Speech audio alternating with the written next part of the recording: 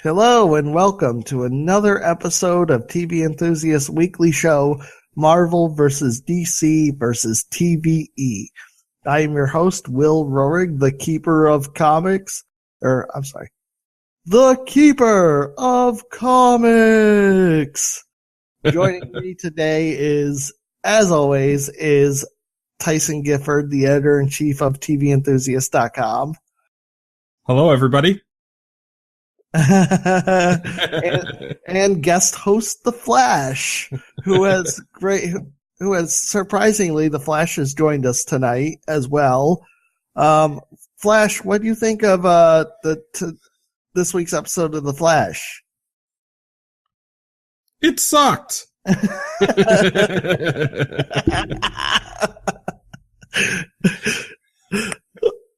Not a fan of his own show. Wow. Yeah, wow. He's pretty harsh self-critic, I guess. Yeah, let's jump into that. Let's jump into The Flash. Yeah, it sucked. You were right. Basically nothing like exciting happened. This was kind of like a filler episode. Like there's some stuff in there that relates to main plot. Like there's some Zoom stuff. Like you get to see Caitlin Snow. And basically that plot revolves around Caitlin Snow trying to escape from Zoom, and Killer Frost is imprisoned by Zoom. Like Zoom didn't actually kill her when we last seen her, when she was attacking Zoom and letting everybody escape. You know, it was assumed that Zoom just killed her. But no, Zoom imprisoned her because Zoom we find out in his own very twisted way, he is in love with Caitlin Snow, and since that's her Earth 2 doppelganger, that's why he didn't kill her and just had her locked up. But now he has the real Caitlin Snow, so he doesn't need Killer Frost. But Caitlin Killer Frost convinces Caitlin that she needs her help to escape, so Caitlin frees Killer Frost, and as soon as she manages to do that, Killer Frost attempts to kill Caitlin, but she is not fast enough because Zoom races in and kills Killer Frost for the attempt. Yeah. And then that's when Zoom announces to Caitlin that that he's going to take her back to Earth 1 to subjugate that Earth because he's already brought Earth 2 to its knees. Before it was the number of victims he had that excited him, and now it's the number of Earths he can. Yeah, now it's the number of the Earths that he can subjugate or, bring to its knees, I guess. So, yay, I guess. Plot point B, we also got some stuff with Wally. Wally having been saved by the Flash, he's very grateful. He's very touched by what happened. Wally quickly figures out, based on what Zoom told him, that Joe knows the Flash. Yeah. I think Wally puts that together pretty easily. He asks Joe for an audience with the Flash. Joe resists him at first, but then after a very impassioned speech, Joe relents, and he sets up a meeting with the Flash, and Barry speaks to Wally. The slow Flash. The slow Flash, yeah. Like, Wally's aware that Flash doesn't have his powers. Like, Wally's aware of what happened. But, and so we get this, like, Wally is filled with this sense of reverence and hero worship that will certainly feed into him becoming the Flash, or at least Kid Flash, or whatever the hell. I don't think he'll be Kid Flash because that's kind of a stupid name for somebody in like who's like 18 or older. But they'll just go full on racist and say it's Black Flash. Yeah,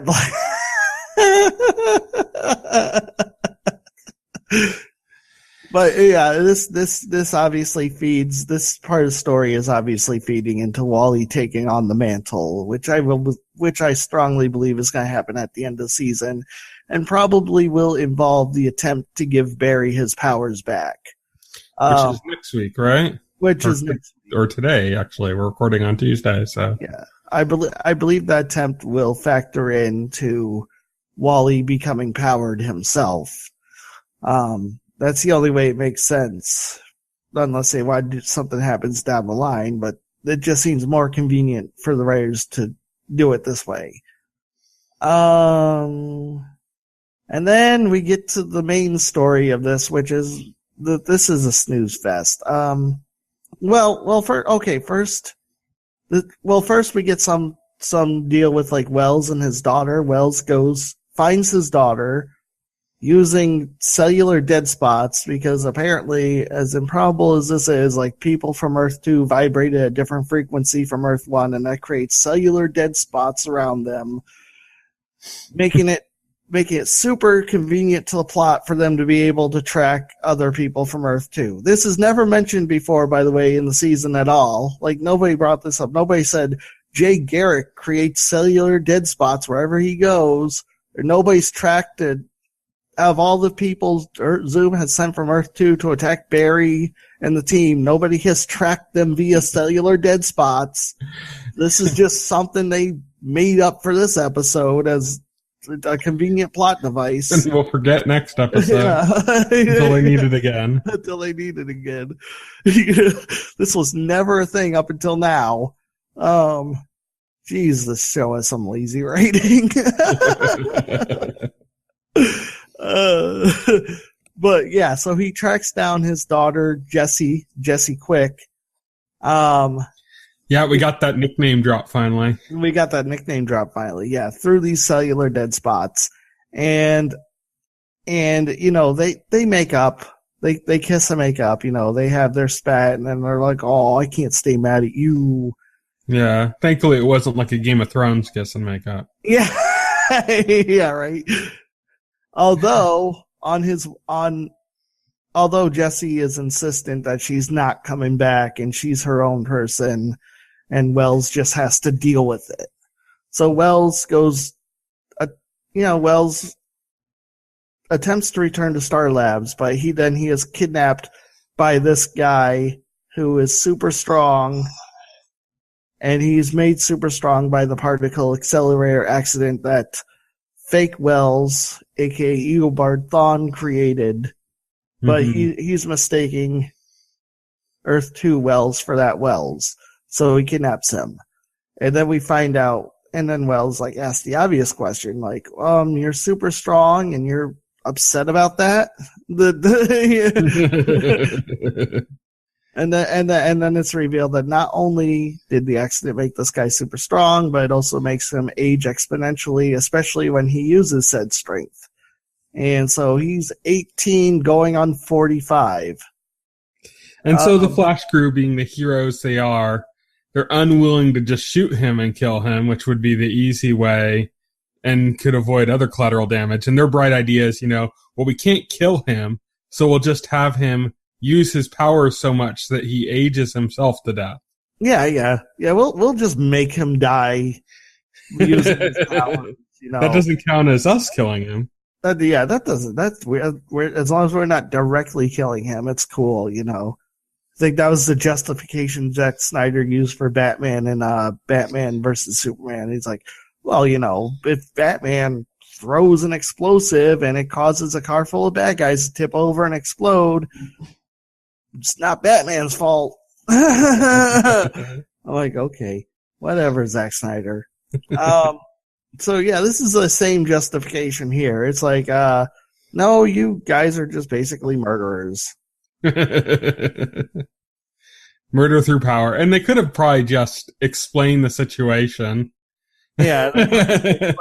They probably I'm sure that, at some point they're going to end up like finding some metahuman that they have to take the powers away from, and they're going to come up with a reason why they figure out how to do it anyway, so it's going to make the whole thing pointless, I'm sure. And so the episode ends with the most improbable thing ever. Like, so you're wondering, you're probably sitting there wondering, okay, Barry gave away his speed, how's he get back?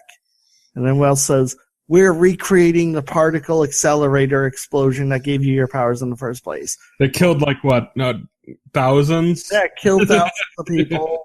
We just dealt with like we just got done dealing with a victim of said particle accelerator experiment, like a literal victim of that who was like upset enough about that happening to kidnap Harrison Wells, and after being kidnapped by a victim of that experiment, you're just going to turn around and say, let's do it again. That looks like a good idea. Yeah, and Barry's like, I'm on board with this. It's like, well, this killed thousands of people, gave people horrific power. Most of these people use their newfound powers to do extremely evil things, by the way. And it put you in a coma. And how is this a good idea? It's like, so they come up with the stupidest idea at the end of the episode, and then the episode ends. And that's The Flash. Awful episode. D-. That's right. It was horrible. It's horrible.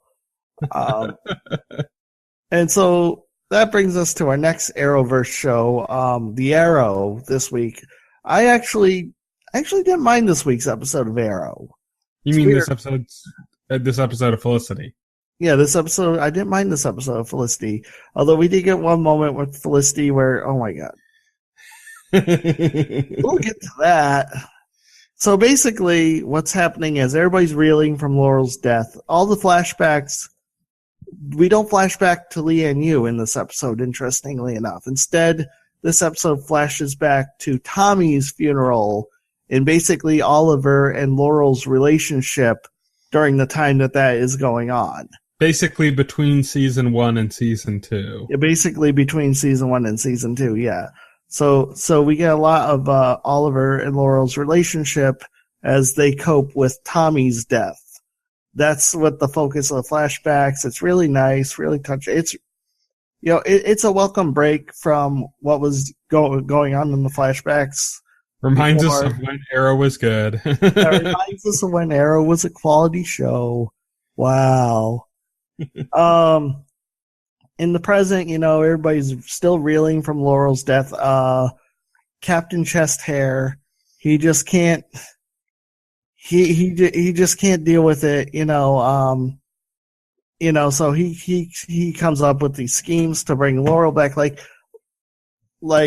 He gets Nyssa and he wants to take Laurel's body and throw it in the Lazarus pit, right away. This is I destroyed that months ago. No, there's a way. I'm going to find a way. He is really not coping well with this. And then we find out that there is an imposter, Black Canary, terrorizing people. And Captain Lance's first response is, it's Laurel. She came back from the dead. See, I knew it. Miracles do happen. They go to It happened to you. It can happen to you. She's like, my other daughter died and came back, did this twice, actually. And it's like, and so he's just so he goes to the morgue and Laurel's body is still in the morgue. And so obviously the imposter is not a resurrected Laurel Lance, and he has to accept that. And I think much of the episode is just him coming to terms that his daughter is gone. And as Oliver says, it's for good this time. Yeah. We see the other team members coping. Diggle takes it extremely hard as he feels he is directly responsible for Laurel's death because her death came about from Andy betraying everybody and delivering them right into Damien Dark's hands. Diggle sees himself responsible because Oliver warned Diggle that Andy was not trustworthy, and Diggle basically told Oliver to go fuck off. And he's stuck by Andy, and this is where Diggle's source of guilt in the whole matter lies. Oliver feels his own sense of guilt at Laurel's death. And then Felicity, oh my fucking God.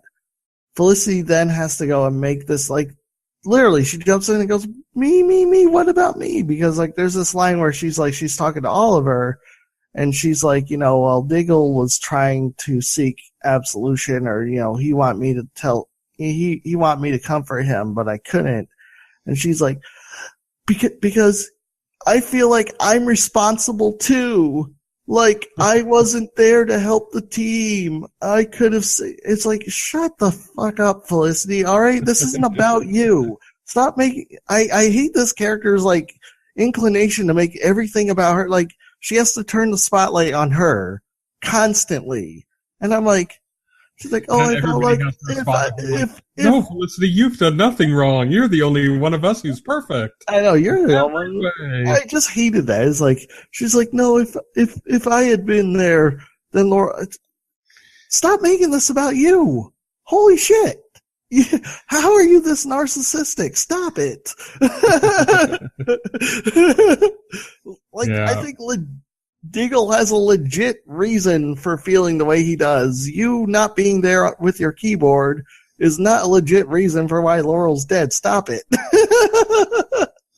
This character continues to be worse and worse, I swear. But thankfully she's not too bad in this episode. Like, it was literally that scene and then that was it, thankfully, with her.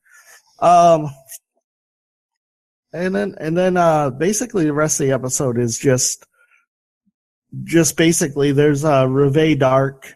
She basically uses Diggle goes after her.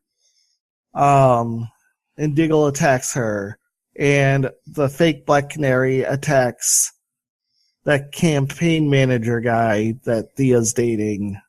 What's his face? She attacks him, and Reve Dark uses those attacks as justification to launch a anti-vigilante task force,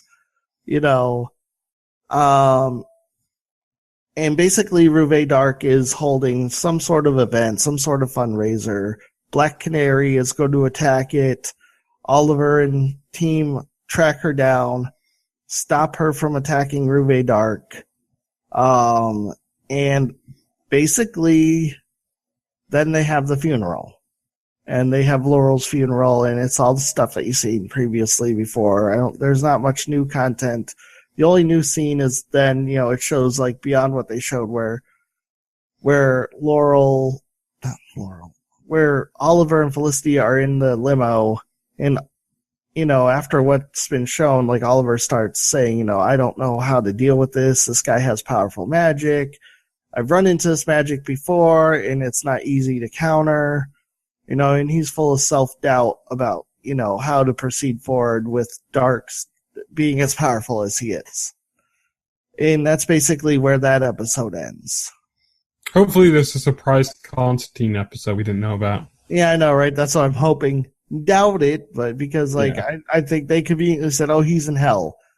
Yeah. So I think that to conveniently, write him out of the rest of the season so that they have an excuse for why they just don't bring him back to kill Damien Dark. That Constantine, somebody, he just takes criticism too personally. Somebody said, go to hell, and he just did. And he just did. Wow, yeah, pretty much. They also had the one Constantine episode they did. They kind of wrote him a line of dialogue where it seemed like even he was afraid of Dark. Mm-hmm. And so I don't know.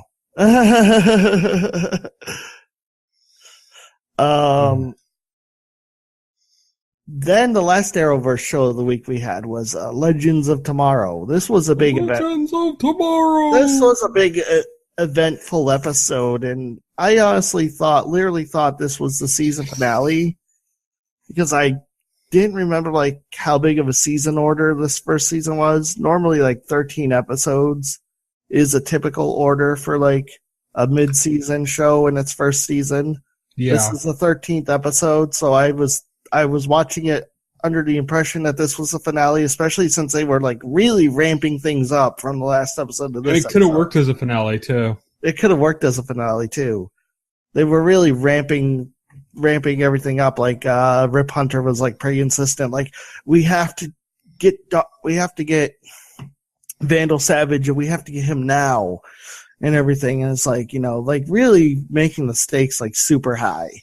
So they go back to the future 3 months before Rip Hunter's wife and child is murdered by Vandal Savage, in order to stop Vandal Savage at literally the height of his power. Vandal Savage has now taken over the world. He's waging war with the remaining factions of resistance that are still left. Which is supposed to be London, but everybody speaks with an American accent. Yeah, it's London, but yeah, no doubt because of Vandal Savage's rule, London accents have been outlawed, or something. I don't know. So everybody's attacking,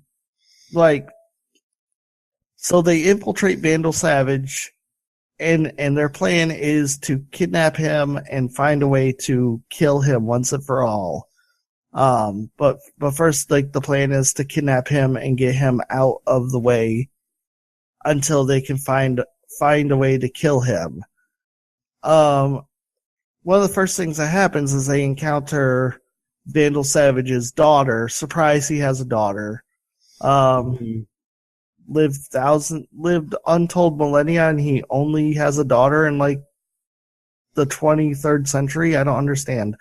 But why doesn't this guy have millions of kids? I don't know. But anyway, and this daughter was from the last feature episode we saw. Yep, it was from that time period. Yeah, she's from that time period. So we find out Vandal Savage has a daughter, and basically, she has Kendra's bracelet from the time she was first murdered in Egypt.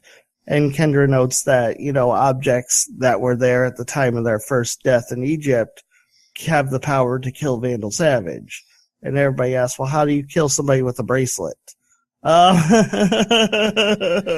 What made this so stupid is if they just very quickly, if they had said, oh no, we can't melt it down because if we melt it down, then it won't be the same bracelet and then it won't work, that would make sense. Or if they said, well, let's melt down the bracelet and we could, coat it on weapons, she could have just coated bullets with it. Yeah, shot him, Well, she coated the mace because Hawkman? I don't know. But it was it's kind of they make this big deal, how are we going to weaponize a bracelet? And it's oh, we'll just melt it down and pour it over another weapon. It's yeah, that's what they're doing. It's no, why'd you ask the question if that's what you were just going to do? Yeah.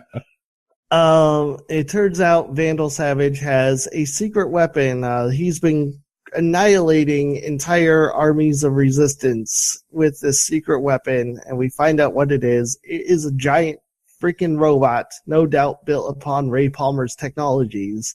Isn't this basically what we saw in the first teaser for Legends of Tomorrow? The one that was that wasn't even a real teaser, you know what I'm talking about? I think basically it is, yeah, because there's some kind of plate hanger or something, and then this giant robot comes down. Yeah, and that was filmed just as a teaser. That's not part of the show. That's not part of the show, no, because the Flash was there too. But no, it's a giant robot, but this one is glowing and green. It looks kind of cool, actually, design wise. And Ray Palmer gets the idea that if he can shrink himself, he can probably reverse the polarity of his atoms and grow himself. And so Ray Palmer grows giant, and then we have this kind of this kaiju battle. Robert Smith. Yes. So we have the Atom in giant mode versus this giant robot. It's Ultraman battle. It's an Ultraman battle. It's freaking awesome. It was the best. They should have thrown in poses Yeah, they should have thrown. Ray should have been huh, to shoot out a laser. Oh, the episode 100 times better. They should have done that, but they didn't. But that is what made this that's what made this episode for me. Was that. Yeah, definitely. They capture Vandal Savage's daughter, and Captain Cold convinces her through logic and stuff to join the good guys. There's no logic on this show. No, there's no logic on this show. Actually, it wasn't logic. She was way too easily swayed by his arguments. he shows her proof that, she mentions her parents were killed by the Omega virus. And then he shows her like a video of like Vandal Savage basically stating his intention to release the Omega virus. No. And then videos can't be doctored in the future. Nope, never. So basically, that convinces her to join Team Legends of Tomorrow. and they go after, and they finally get the idea to melt down the bracelet onto Hawkman's old mace that Kendra wields. It only took them the whole episode to find out the most basic solution. Yeah, right. Only took them a whole episode to figure out how to weaponize that bracelet. So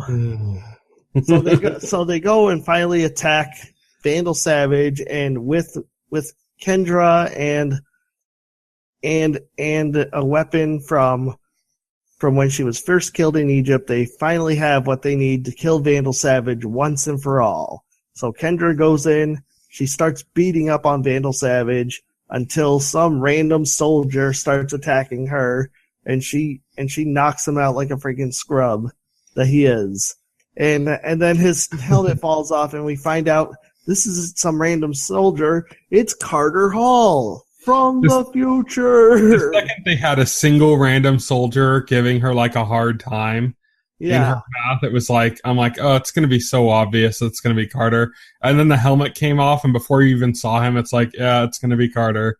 Yeah, it was Carter. And then like Vandal Savage explains how he came across Carter Hall in the future, his future reincarnation, and instead just killing him outright, he brainwashed him, made him forget who he even was, and had him join his army because irony or something. I don't really know. That doesn't really make sense from like, why wouldn't Vandal Savage just kill him and continue maintaining his immortality? I guess like then again, I remember them saying something like, it only counts like if they remember who they are. Yeah. I don't know. Whatever. The rules just imprisoned him and waited for him to remember. Yeah. The rules surrounding this are weird, but Vandal Savage's idea was apparently just to brainwash him and have him fight for him until Kendra showed up or so. I don't know what the deal was with that. Like, was he anticipating Kendra just showing up or something? Like, was he just in case Kendra time travels here and tries to kill me, I'll brainwash you. My trump card. But yeah, they're just gonna try to play it off as he's brilliant and he planned for every situation. It's like, no, he just had an overly convenient pawn. Yeah, overly at just the right time. So Carter being brainwashed by Vandal Savage gives Kendra enough pause to call off all plans of killing Vandal Savage. Forcing Rip, Hunter, and the crew to imprison Vandal Savage on the Wave Rider instead until they can unbrainwash Carter Hall and figure out what to do. You know what they should do is, like, they know they can't kill him without her, like, her decision. They should just kind of like knock her out, leave her back in 2016, and then just like drop him in a volcano. No, see, here, yeah, right. He'll melt into it, and then he'll just become part of it. He'll be out of time forever. So here's the thing. Here's the thing. They actually don't need Kendra now anymore. Since they have a Carter Hall, all they have to do is make him remember, and then give him that stupid mace and have him kill Vandal Savage instead, so Kendra doesn't have to get her hands dirty, because she's clearly too weak to get the job done. As Mick telegraphed, and she wasn't able to. As Mick telegraphed, and she was there. She was like, "No way, I'll do it. You don't know me. You don't know nothing. You know nothing, Mick Rory."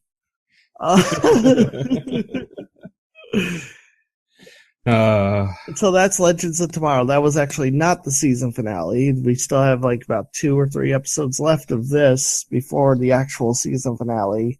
But it feels like I knew it wasn't the season finale because there's an actor showing up in the season finale that we haven't seen yet. Okay. Say no more. So the last it's show, it's not somebody previously in the show, so it's not like a character you already know.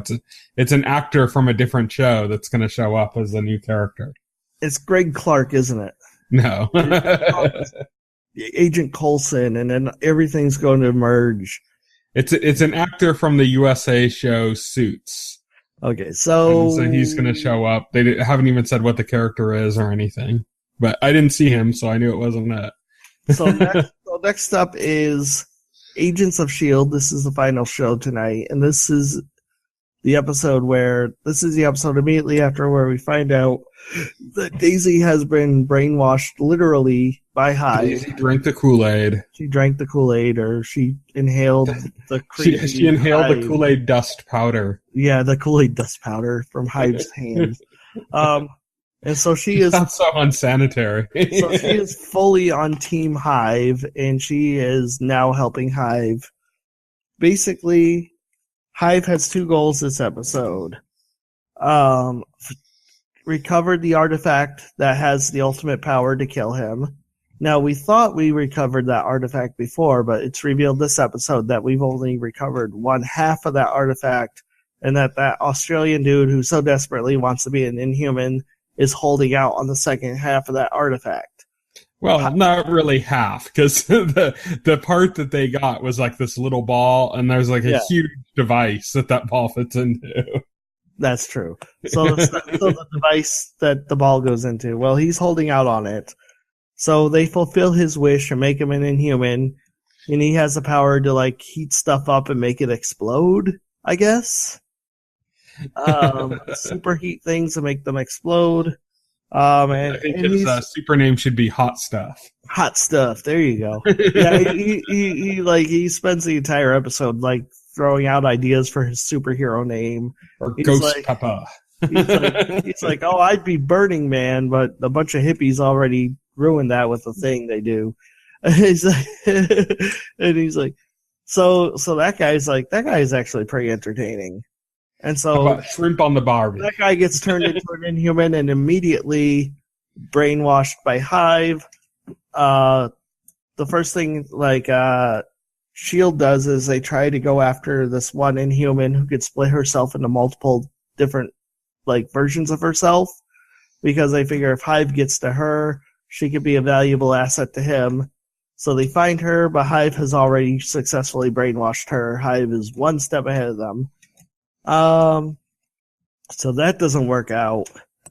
Then Fitz and Simmons get this idea to go visit this doctor who is a transhumanist, who's basically into science, the science of trying to transcend one's own humanity.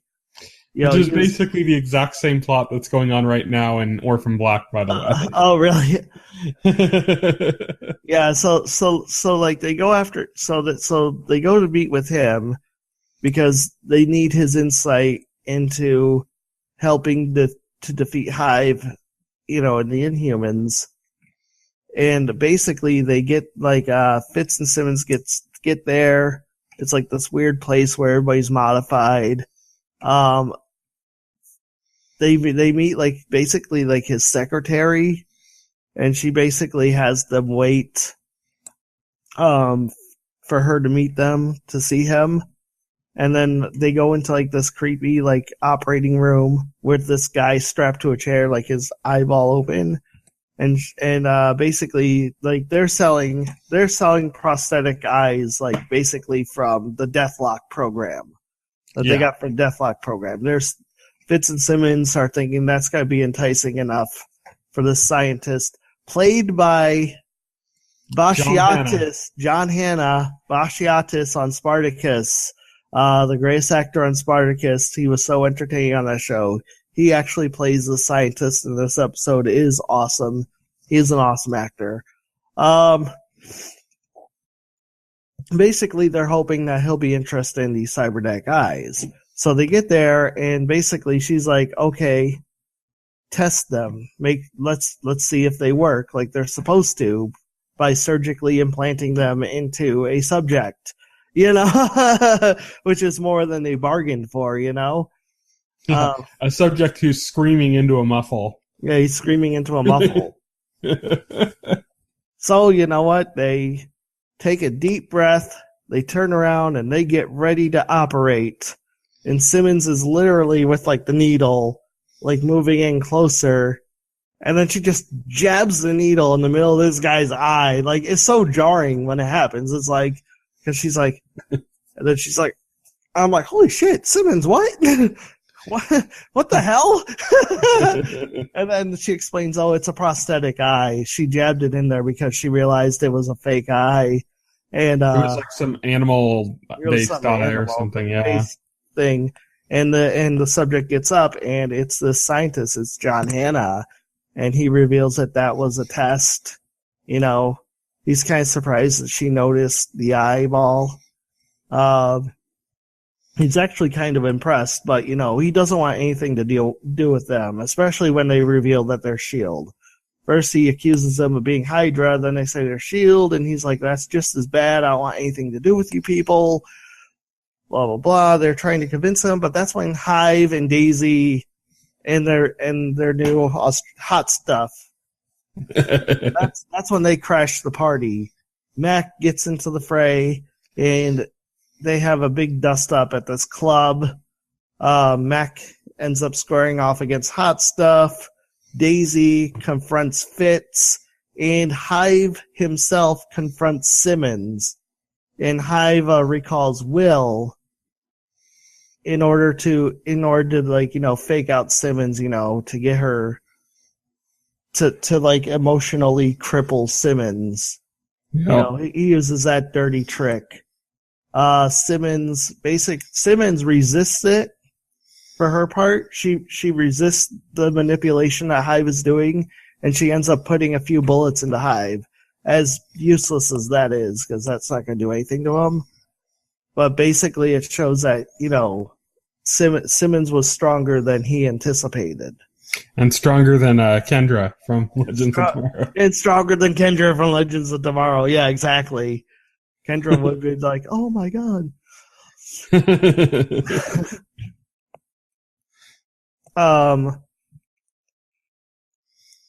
There are other like moments in this episode. There's moments where like with Lincoln wants to join the team, but like May doesn't want him going because Hive can infect him too.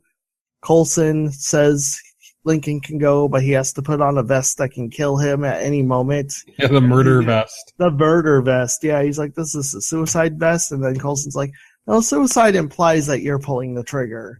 And then he's like, oh, so it's a murder vest.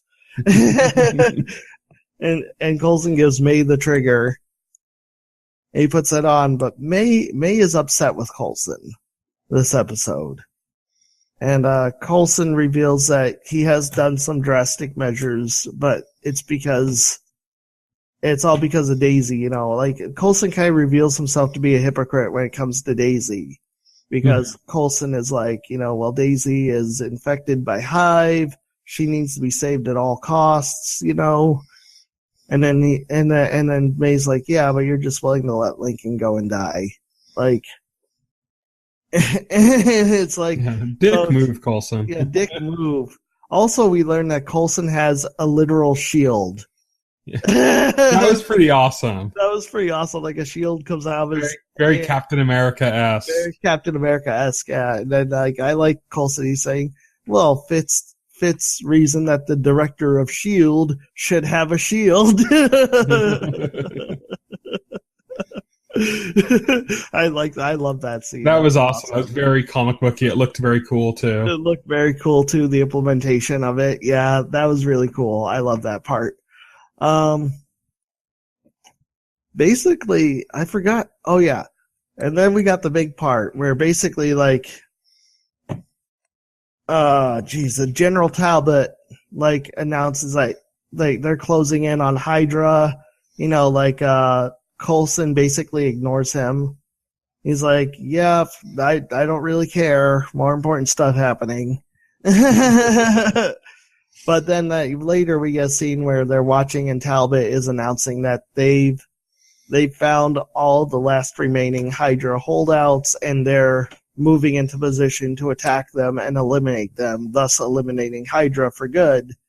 For good for now. For good for now, yeah. Until it's temporary. So they're announcing they're going to eliminate. So we get May and Coulson watching as Talbot and the United States Armed Forces are basically take out Hydra, or what's left of Hydra, and they announce that Hydra has been eliminated. And it's kind of bittersweet for Coulson because, he wants to celebrate that victory, but there's so much wrong. Like Hive has Daisy, they're kind of like in this position of they don't know if they can even beat Hive. So Coulson is just sitting there saying, this should have been a great day for us, but it's kind of bittersweet when they have that victory in the middle of the episode. And I forgot how this episode ended. But yeah, that was basically it for this episode. I can't think of anything else that happened major. Oh, well, at the very end, we find out that Hive has bought a town. Oh yeah, Hive bought a town. Yep. With Malik's money. With Malik's money, yeah. So Hive bought a town. That was the very end of the episode. Yeah, and they got John Hanna's character. Hanna recreate the Kree experiment that created Hive. So he wants John Hanna to, I guess, create another Hive, make more Inhumans. So basically that's Hive's end goal, because Hive's end goal is to turn the entire world into Inhumans that he controls, so that there would be peace and prosperity and love. And, yeah, right. Or just a world that he totally owns and subjugates. It's open to interpretation. So, so that's S.H.I.E.L.D. for this week. That was, again, S.H.I.E.L.D. is the best episode of anything running on TV about comic book superheroes. Marvel is just killing it in the TV department recently. They continue to kill it. It wasn't that long ago where I would have said the opposite, where I would have said Arrow was much stronger than S.H.I.E.L.D. Yeah, how things change. Those days are long behind us. Those days are long behind us. S.H.I.E.L.D. has only upped its game exponentially, while Arrow has downgraded its game significantly. Arrow's dropped the ball. Yeah, it's dropped the ball. All right, so do you have anything to plug? Anything coming up for you, Tyson, that you want to mention? Yeah, well, we do a lot of video on our site on TVEnthusiast.com, which is our official website. Besides this, we are doing Game of Thrones discussions. We just put up the second episode of Season 6, our discussion of that, so you can check that out. Some big stuff happened in that episode, so you can hear Will and I talking about that. Also, every Thursday, we record our podcast, The Weekly Set. That should be up on Fridays, typically. So you can check that out as well. You can you can check that out from our website. You can see all the videos and the podcast on our YouTube channel. But for the podcast, you can also use any podcast client you might have. If you have, iTunes or, whatever. And any podcast client, you can look up TV Enthusiast and find our podcast there. And I'm doing a news show that I record every Friday where I summarize the week's news, and that show is called The Week's News. I'm very creative with these titles, as you can. Yes, obviously. But yeah, so you check all of those out, as well as any of our regular content on the website, TVEnthusiast.com. Awesome. That's great. Well, this has been another episode of TVE versus Marvel versus DC. Join us next week for more adventures of the fantastic.